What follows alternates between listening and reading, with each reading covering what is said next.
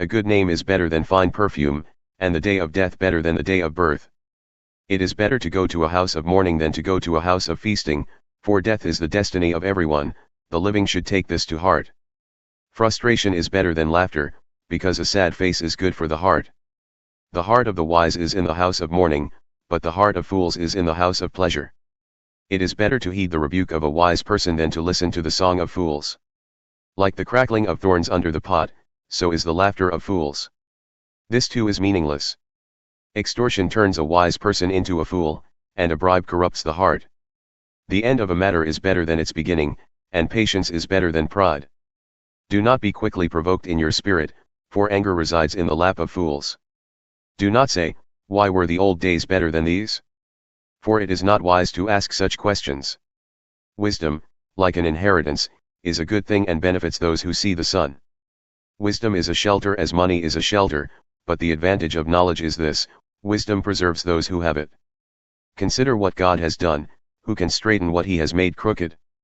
When times are good, be happy, but when times are bad, consider this: God has made the one as well as the other. Therefore, no one can discover anything about their future. In this meaningless life of mine I have seen both of these, the righteous perishing in their righteousness, and the wicked living long in their wickedness. Do not be overrighteous, neither be overwise. Why destroy yourself? Do not be overwicked, and do not be a fool. Why die before your time? It is good to grasp the one and not let go of the other. Whoever fears God will avoid all extremes. Wisdom makes one wise person more powerful than 10 rulers in a city. Indeed, there is no one on earth who is righteous, no one who does what is right and never sins. Do not pay attention to every word people say, or you may hear your servant cursing you, for you know in your heart that many times you yourself have cursed others. All this I tested by wisdom, and I said, I am determined to be wise, but this was beyond me. Whatever exists is far off and most profound, who can discover it? So I turned my mind to understand, to investigate, and to search out wisdom and the scheme of things, and to understand the stupidity of wickedness and the madness of folly. I find more bitter than death the woman who is a snare, whose heart is a trap and whose hands are chains.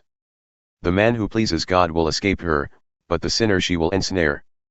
Look, says the teacher, this is what I have discovered, adding one thing to another to discover the scheme of things. While I was still searching but not finding, I found one upright man among 1,000, but not one upright woman among them all.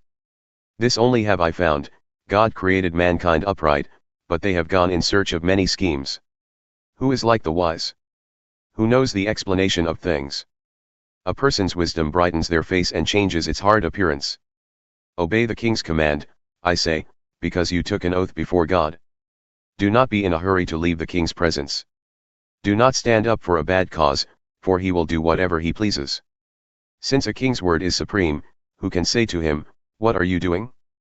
Whoever obeys his command will come to no harm, and the wise heart will know the proper time and procedure. For there is a proper time and procedure for every matter, though a person may be weighed down by misery. Since no one knows the future, who can tell someone else what is to come? As no one has power over the wind to contain it, so no one has power over the time of their death. As no one is discharged in time of war, so wickedness will not release those who practice it. All this I saw, as I applied my mind to everything done under the sun. There is a time when a man lords it over others to his own hurt. Then too, I saw the wicked buried, those who used to come and go from the holy place and receive praise in the city where they did this. This too is meaningless. When the sentence for a crime is not quickly carried out, people's hearts are filled with schemes to do wrong. Although a wicked person who commits 100 crimes may live a long time, I know that it will go better with those who fear God, who are reverent before him. Yet because the wicked do not fear God, it will not go well with them, and their days will not lengthen like a shadow. There is something else meaningless that occurs on earth: the righteous who get what the wicked deserve, and the wicked who get what the righteous deserve. This too, I say, is meaningless. So I commend the enjoyment of life, because there is nothing better for a person under the sun than to eat and drink and be glad. Then joy will accompany them in their toil all the days of the life God has given them under the sun. When I applied my mind to know wisdom and to observe the labor that is done on earth, people getting no sleep day or night, then I saw all that God has done. No one can comprehend what goes on under the sun. Despite all their efforts to search it out, no one can discover its meaning. Even if the wise claim they know, they cannot really comprehend it. So I reflected on all this and concluded that the righteous and the wise and what they do are in God's hands, but no one knows whether love or hate awaits them. All share a common destiny, the righteous and the wicked, the good and the bad, the clean and the unclean, those who offer sacrifices and those who do not.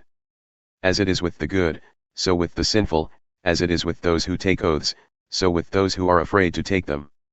This is the evil in everything that happens under the sun, the same destiny overtakes all. The hearts of people, moreover, are full of evil, and there is madness in their hearts while they live, and afterward they join the dead. Anyone who is among the living has hope, even a live dog is better off than a dead lion. For the living know that they will die, but the dead know nothing, they have no further reward, and even their name is forgotten. Their love, their hate, and their jealousy have long since vanished, never again will they have a part in anything that happens under the sun.